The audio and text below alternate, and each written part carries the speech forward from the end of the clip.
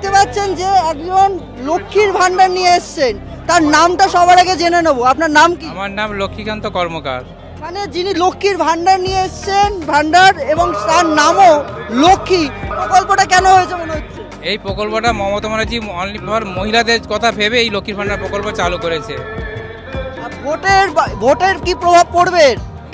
যেমন 2024 সালে লোকসভা নির্বাচনে ব্যাপক সাড়া দিয়েছে এবং আশা রাখছি যে 2026 সালে যে বিধানসভা নির্বাচনে, সেই বিধানসভা নির্বাচনে ব্যাপকভাবে সাড়া ফেলবে এই লক্ষ্মীর ভান্ডার।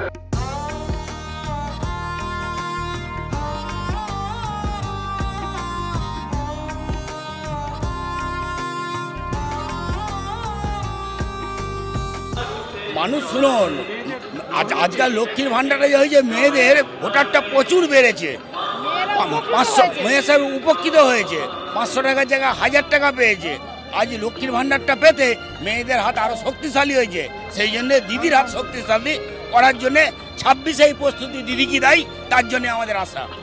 আপনি কি বলেন মহিলা তো পাচ্ছে, ছেলেরা তো পাচ্ছে না?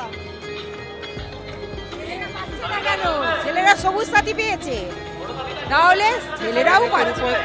ছেলেদের যুবশ্রীও আছে, তো যুবশ্রী আছে।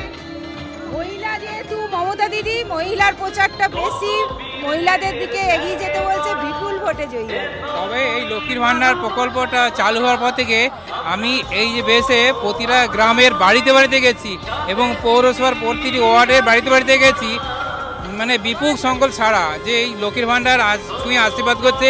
এবং অনেকে যেমন দেখা যায় প্রচারে গেলে পারে কেউ লক্ষ্মীর ভান্ডারে কেউ টাকা দিয়ে আশীর্বাদ করছে যে আমরা যে লক্ষ্মীর ভান্ডারে টাকা পাচ্ছি, এই লক্ষ্মীর ভান্ডারে টাকা ঢুকে তারা চাইছে আশীর্বাদ করে দিদির হাত আরও বেশি শক্তিশালী হোক।